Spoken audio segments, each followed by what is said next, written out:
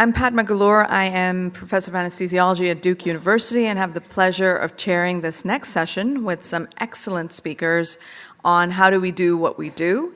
Again, following Monty's lead here, we're going to keep the introductions brief since the bios are available online. And I'd like to start with Dr. Andrew Klein. Thanks very much, and thanks very much for the invitation to this meeting. I apologise if I'm a bit hoarse.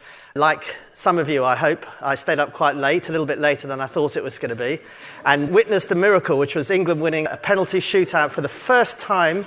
I've seen 3 previous penalty shootouts, which we all lost, so I'm a little bit emotional and a little bit overexcited. I've had to change 2 on-calls for the quarter-final and the semi-final. And I apologise if I offend anyone in the audience from Portugal, Spain, Australia, Argentina, or any of those other countries who've gone home. I'm going to try and stick to time. I have got some conflicts of interest. I have had funding and grants from various people, including the 2 manufacturers of intravenous iron who are Pharmacosmos, who are sponsoring this meeting, so thank you to them, and also Vifor Pharma. And I think collaboration with industry is a good thing, and they've given us money and support for various studies in consultation with various national bodies.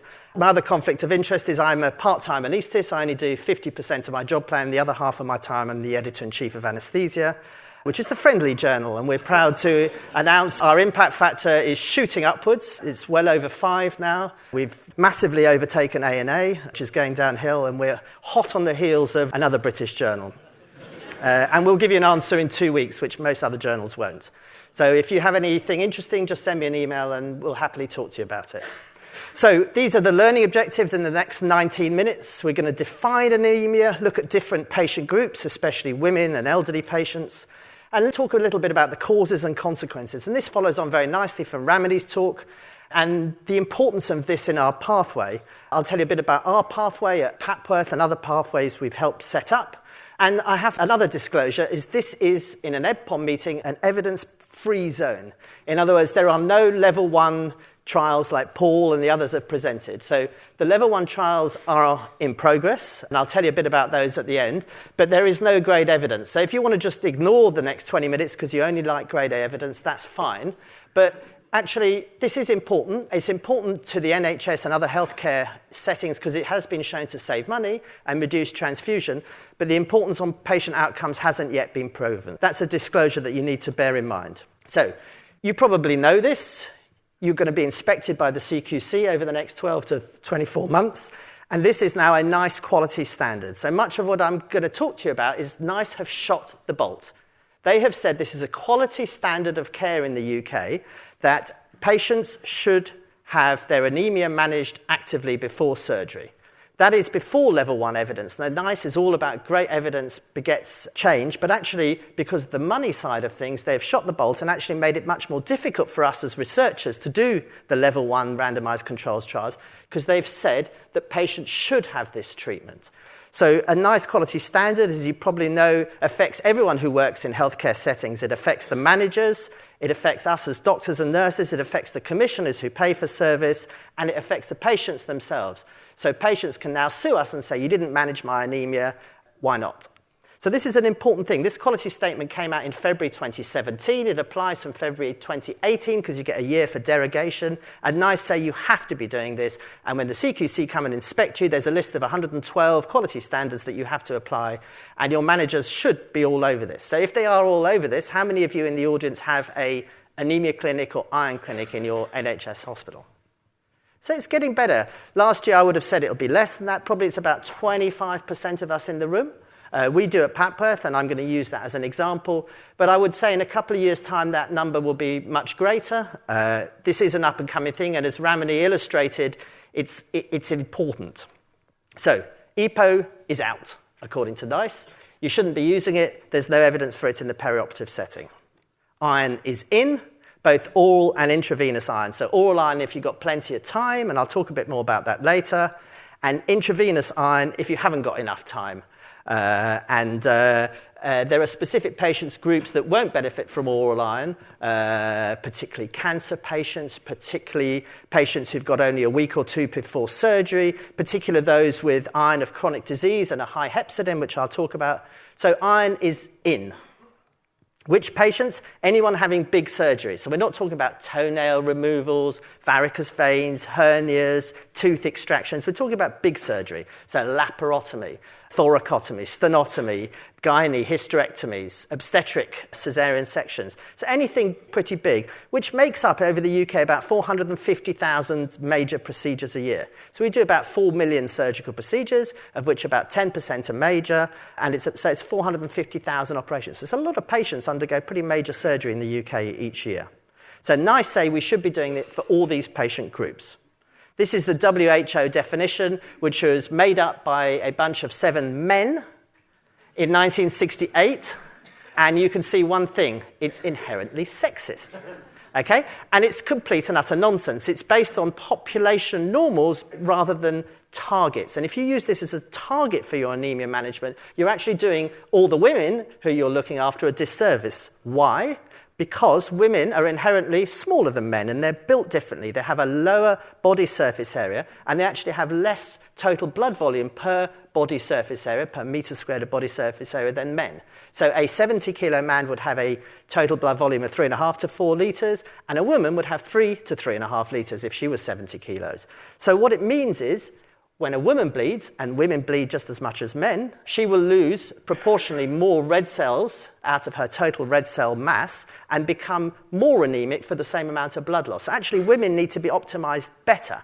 And in fact, what we probably should be doing is completely reversing this and maybe targeting a hemoglobin of 13 or even 14 in women, whereas men can tolerate blood loss better than women. That is not surprising, because if you look at transfusion in major surgeries, it's double in women. So in cardiac surgery, we transfuse double the amount of women than men. And we published this paper this year in a very good journal, and we showed that transfusion in women was 60% and in men was 30%. So women are twice as likely to be transfused, they stay longer in hospital, and their mortality is higher. So women are less likely to undergo cardiac surgery, they have better hearts, less atherosclerosis, less coronary artery disease. But if you are a woman and you need major surgery, you're more likely to be transfused and your mortality is higher. So if you're a woman, don't go and see a surgeon. And this borderline group of 120 to 129, which we call the forgotten tribe, which is about a third of women, they don't get optimized, they bleed and they're transfused a lot, 70% of the time, and they stay longer in hospital and have worse outcomes. So in fact, we should be targeting women proportionally more than men and to a higher target. Okay, what about the elderly? The elderly are different because the proportions of anemic patients change as you get older. You get more chronic disease, your hepcidin goes up because your burden of disease, and your hemoglobin falls naturally. It's part of the natural aging process. Aging is a pro-inflammatory state, unfortunately. The older we are, the more inflamed we are, the worse our coronaries are, the worse our kidneys are, diabetes, all those things. And so therefore our hemoglobin falls. It doesn't in women because obviously they stop menstruating, their periods stop, their hormone levels change. But in men, our hemoglobin goes down much more markedly in the elderly.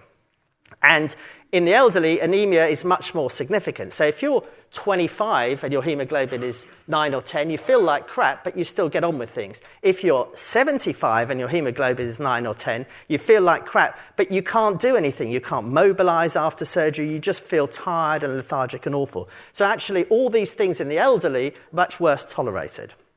And this is an illustration of the pattern of anemia changes. So I'm lucky still to be in the 17 to 49-year-old group. I've got about a 1 in 100 chance of being anemic. But my father, who's in the 75 to 84-year-old group, he's 15 times more likely to be anemic than me because the pattern of disease, the burden of disease changes, and therefore anemia becomes much more common in elderly men, whilst in younger women, and this is obvious really, it's much more common. So in this audience, I would say out of the women in this audience, about 20 to 25% of you are anemic.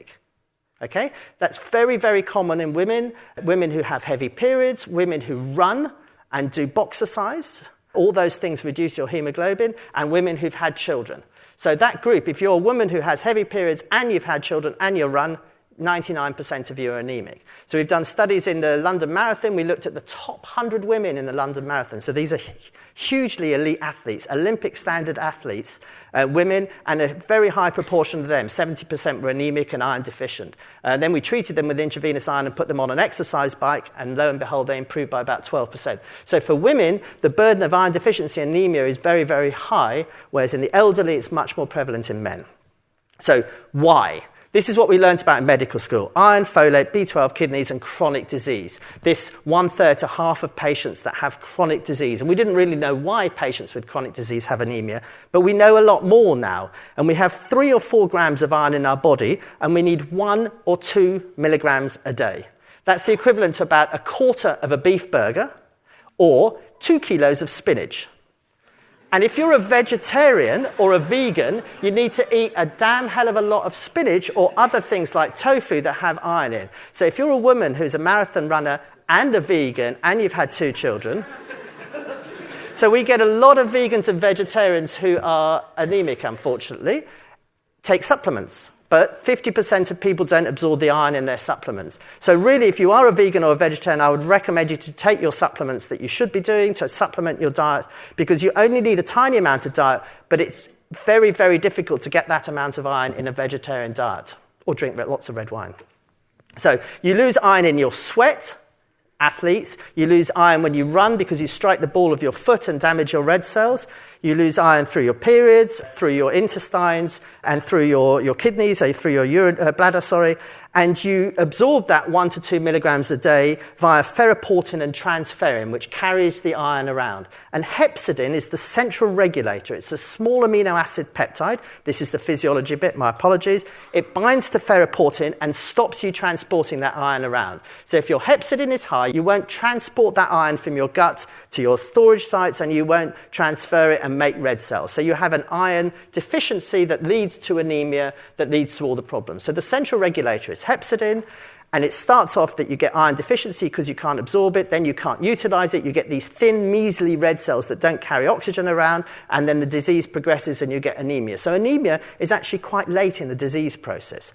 And this explains chronic disease, because as you get chronic disease, your hepcidin goes up. So if you're fit and well, your hepcidin is 1, 2, or 3. But if you have kidney disease, it's 30 or 40. If you have diabetes, it's 10 or 20. If you have chronic heart failure, it's 50 or 60, which explains why nearly everyone who has chronic heart failure has got iron deficiency anemia. The cardiologists are well into iron for heart failure. Improves, FAIR-HF trial in the New England 4 years ago, improves the degree of heart failure by 1. So from grade 4 to grade 3, or grade 3 to grade 2. So iron is very, very important for cardiologists, very, very important for renal physicians. All patients with chronic kidney disease get intravenous iron. They get grams and grams, stacks of it each year. And gastroenterologists for Crohn's and ulcerative colitis patients. But we as perioperative physicians are well behind the curve compared to those physicians, the gastroenterologists, the kidney doctors, and the cardiologists.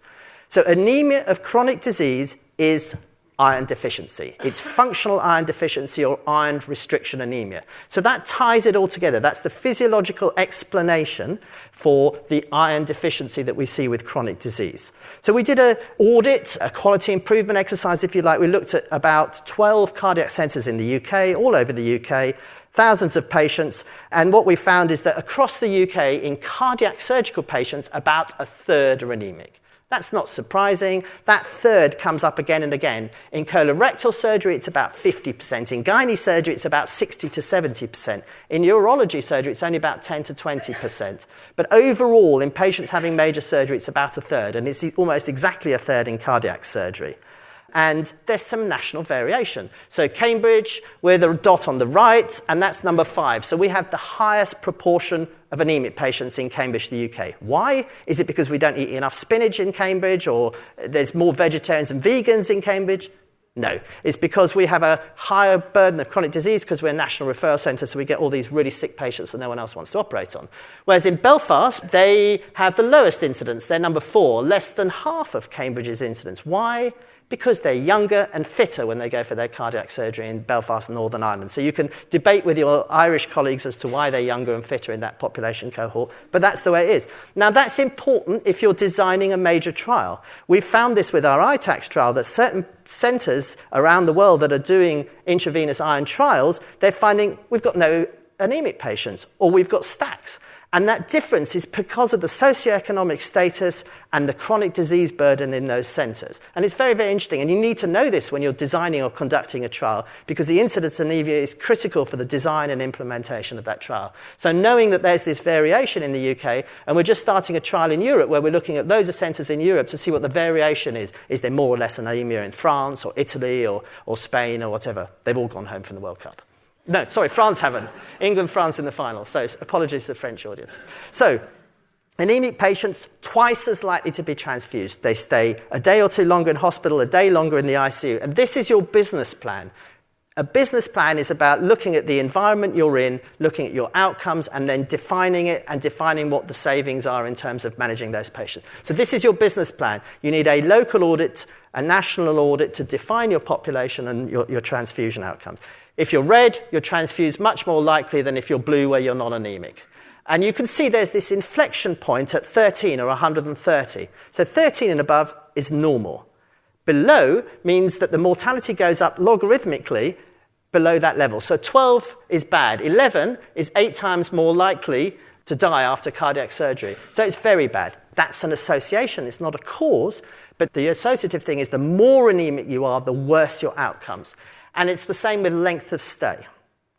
It's a 40% increment for every 10 decrease in hemoglobin. So 130 to 120, 120 to 110. It's a 40% increment for each decrease. That's not just cardiac. Big studies have shown the same in all sorts of surgeries. This is general surgery, big study in the Lancet, 230,000 patients. The lower your hemoglobin, or the higher your hematocrit, the worse your complications rate and your mortality. So 13 or 130 is that dot on the left. Very low mortality, very low complication rate. And as soon as you go up above that, so 130 is the incremental rate, which fits what I was talking to you at the beginning about how you need to define that in both women and men. Okay, 200 patients, we did bone marrows, every single blood test known to haematologists, which is a lot, believe me, and very expensive.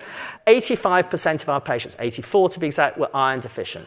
So I've told you a third of patients are anemic and 84% of patients are iron deficient. So the clinic you need is not really an anemia clinic, it's an iron clinic. And that's what we call our clinic at Papworth, it's an iron clinic. Patients undergoing cardiac surgery and every surgery in the UK are iron deficient, and that's the cause of their anemia.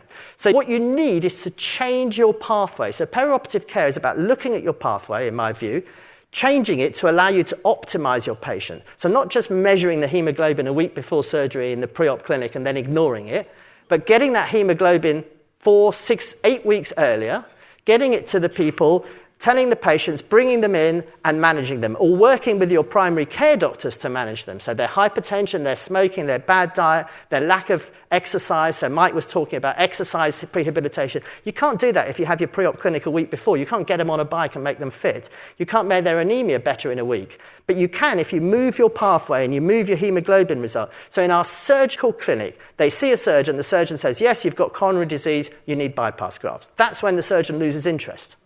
They dictate their letter and they go on to the next patient. The patient goes home. 3 months later, they have their surgery and they say, thank you very much. No. They see the surgeon says you need surgery, and then we accost them in the waiting area before we go home. We get a phlebotomist. Actually, what we do is we screen their HB on a RAD67, one of the Massimo devices, and I have no financial interest in it. And if their hemoglobin is less than 13 on the point-of-care device, we do a full blood count, ferritin, transferrin sats in the surgical clinic. We look them up every Tuesday. We get all the patients who've come to surgical clinic, we look up their results on a Tuesday, and we send them all letters, and we manage their anemia actively. It's all about changing your pathway to enable you to do that earlier in the process. So, ferritin less than 30, iron deficiency. Barn door, bang, forget it. 92% sensitivity, 98% specificity. And if it's less than 15, we did top and bottom scopes because they're pretty likely to have some sort of chronically bleeding lesion, which you need to find out. Sometimes after cardiac surgery, sometimes before. But ferritin less than 30 is easy. They need lots of iron. Ferritin 30 to 100 is also iron deficiency if the transferrin sats are less than 20.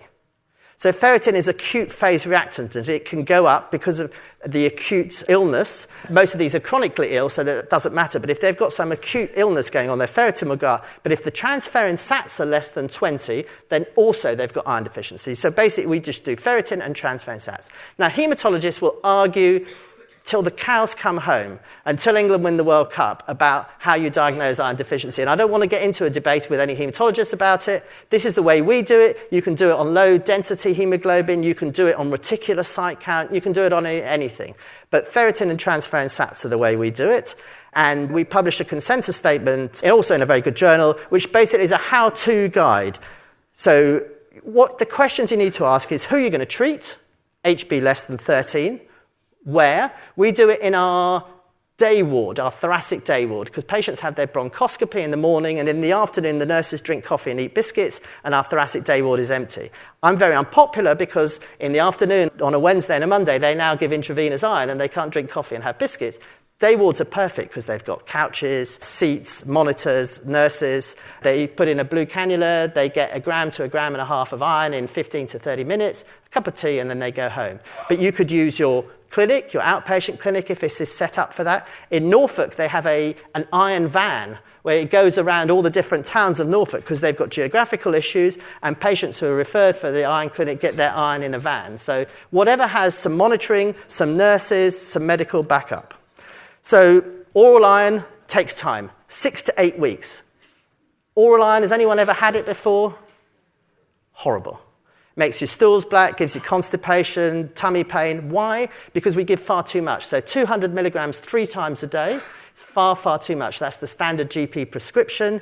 It should be 60 to 80 milligrams every other day. 200 milligrams, your hepcidin goes up, you don't absorb the next 5 doses. So you need 60 milligrams and then give it 2 days for your hepcidin to go back down, and then you'll absorb the next dose. So you need less iron, less frequently.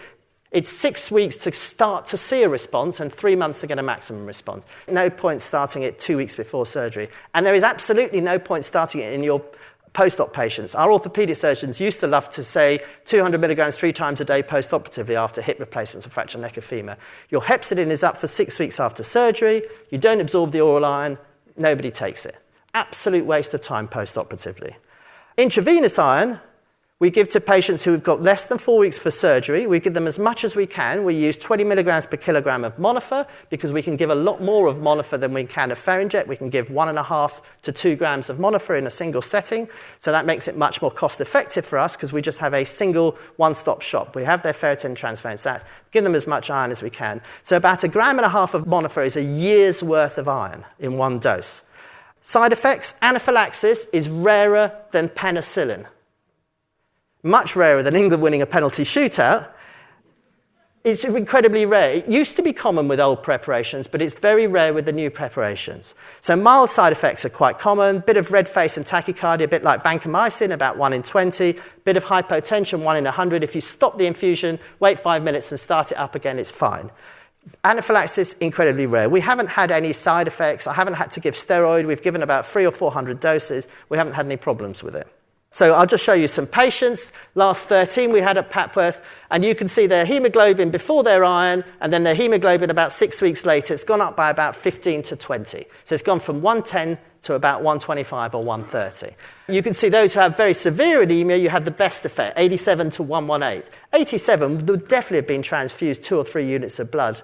But at 118, there's a good chance they won't be transfused. So this makes a big difference. We've cut our transfusion rate by 50%. So we transfuse now 20 to 22% of our patients instead of 40 to 45. So it makes a huge difference. It's obvious. If you start higher, you have on bypass, you give a bit of fluid on bypass, 2 litres of crystalloid and so on and so forth. If you start higher, you finish higher, and you're less likely to transfuse. So I've told you about our patient journey. Money. Dirty word? No. 100 patients I see in the clinic, £128,000 saving for the hospital. So this is our SIP, we call it Service Improvement Plan. We see 250 patients a year. I save 250 grand for the hospital. I'm very popular. You too can set up a clinic and save your hospital lots of money. So in cardiac surgery, those are the savings that we've demonstrated. It's a big saving because of length of stay, because of ICU usage, and because of transfusion. That is why, fundamentally, NICE have said it before the level 1 evidence. So PREVENT, which hopefully some of you will have taken part in, which is intravenous iron versus placebo for general surgery, urology, gynae, colorectal, nearly finished. 467 patients as of this week out of 500.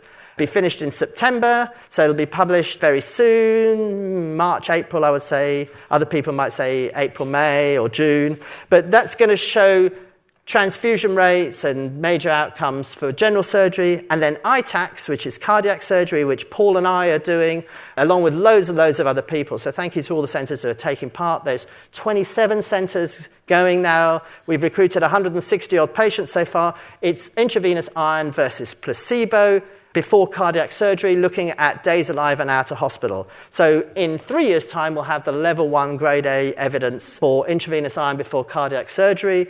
Next year, we'll have it for general surgery. So the evidence is coming, but it's not there yet. And I would really ask you to engage in these trials, because although I've told you some good things and some interesting things, we really need to look at patient outcomes. It's the whole point of this meeting. And there is equipoise with regards to patient outcomes. So we really need to engage with these trials for cardiac surgery, ITACs, for PREVENT, and any other trials that are going on. And that's really the end of my talk. Engage with the level 1 evidence, engage with all the trials you're hearing, because this is really what makes a difference. And anemia, very common. If you're a woman and a vegetarian and a runner, come and see me afterwards and I'll give you some iron. Thank you very much.